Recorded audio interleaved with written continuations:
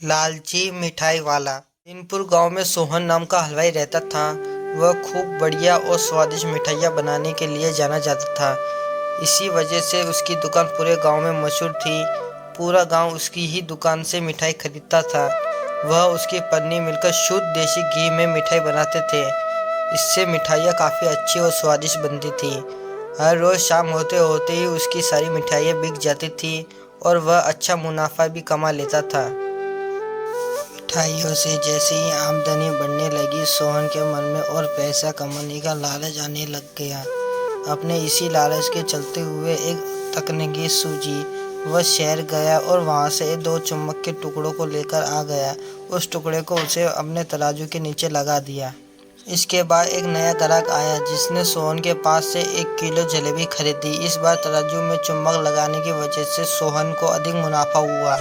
उसने अपनी इस तकनीक के बारे में अपनी पत्नी को बताया, लेकिन उसकी पत्नी को सोहन की इस लालची अच्छी नहीं लगी। उसने सोहन को समझाया कि उसे अपने ग्राहकों के साथ इस तरह की धोखेबाजी नहीं करनी चाहिए, लेकिन सोहन ने अपनी पत्नी की बात बिल्कुल ही नहीं सुनी। वो हर रोज तराजू के नीचे चुम्बक लगाकर अपने ग्राहकों को धोखा देने लगा। उसका मुनाफा बढ़कर कई गुना अधिक हो गया। उससे सोहन को काफ़ी खुशी हुई। एक दिन सोहन की दुकान पर रवि नाम का एक नया लड़का आया। उसने सोहन के 2 किलो जलेबी खरीदी। सोहन के इसी चुम्बक के लगे हुए तराजू से तोड़कर जलेबी दे दी। रवि ने जैसे ही जलेबी उठाई, उसे लगा कि जलेबी का वजन 2 किलो से कम है। उसने अपना शक दूर करने के लिए सोहन से दोबारा से जलेबी तोलने के लिए कहा। रवि की बात सुनकर सोहन चिढ़ गया। उसने कहा, मेरे पास इतना फालतू समय नहीं है कि मैं बार बार तुम्हारी जलेबी ही तोलता रहूं। इतना कहकर उसने रवि को वहां से जाने के लिए कह दिया। सोहन मिठाई वाले की बात सुनने के बाद रवि जलेबी लेकर वहां से चल गया। वह एक दूसरी दुकान पर गया और वहां बैठे मिठाई वाले से अपनी जलेबी तोलने के लिए कहा। जब दूसरे दुकानदार ने जलेबी तोली तो जलेबी सिर्फ 1.5 किलो ही निकली। अब उसका शक यकीन में बदल गया था कि उसे पता चल गया कि सोहन मिठाई वाले ने तराजू में कुछ गड़बड़ है। अब उसने तराजू की गड़बड़ को सबके सामने लाने के लिए खुद एक तराजू खरीद लिया और उसने ले जाकर सोहन मिठाई वाले की दुकान के पास ही रख दिया। फिर रवि अपने सभी गांव के लोगों को वहां पर इकट्ठा करने लगा। जैसे ही लोगों की थोड़ी भीड़ बढ़ने लगी तो उसने अपने गांव के लोगों को कहा कि आज मैं अपने सभी लोगों को एक जादू दिखाऊंगा। यह जादू देखने के लिए बस आप लोगों को सोहन मिठाई वाले से खरीदा गया सामान एक बार इस तराजू में तोलना होगा। तब आप लोग देखेंगे कि जैसे सोहन मिठाई वाले के तराजू में तोली गई मिठाइयाँ एक इस दूसरे तराजू में अपने आप ही कम हो जाती हैं।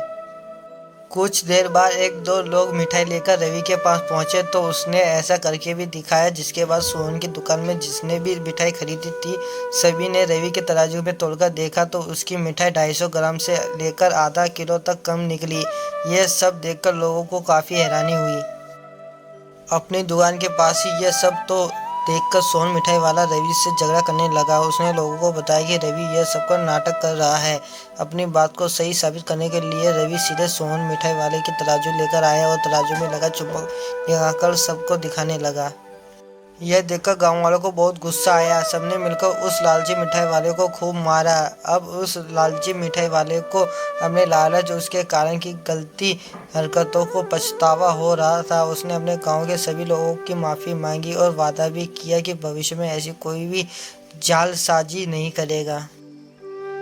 सोहन की इस धोखेबाजी को पूरा गांव नाराज था, इसलिए लोगों ने उसकी दुकान में जाना काफ़ी कम कर दिया। इधर सोहन के पास पछताने अलावा कुछ भी नहीं बचा था, क्योंकि वो पूरे गांव वालों को भरोसा खो चुका था। कहानी से सीख, कभी भी लालच नहीं करना चाहिए। हमेशा ईमानदारी के साथ अपना काम करने से ही इंसान का नाम होता है। लालच के चलते भले कुछ समय के लिए अच्छा फ़ायदा हो, लेकिन इससे इज्जत और आत्मसम्मान दोनों कम हो जाते। अगर कहानी अच्छी लगी तो लाइक, सब्सक्राइब और शेयर करना ना भूलें।